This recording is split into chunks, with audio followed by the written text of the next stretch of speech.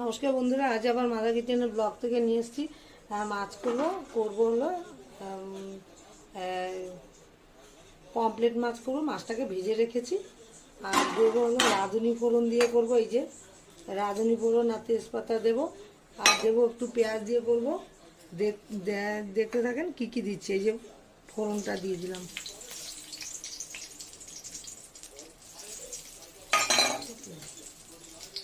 রাঁধুনি ফোড়নটা দিয়ে দিলাম। দিয়ে দেবো হলো পেঁয়াজ আর টমেটো, কাঁচা লঙ্কা কেটে রেখেছি।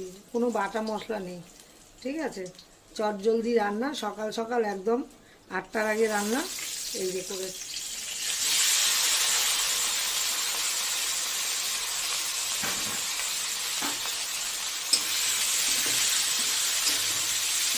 কাঁচা লঙ্কা চিড়ে করছি। কোনো বাটা মশলা, বাটার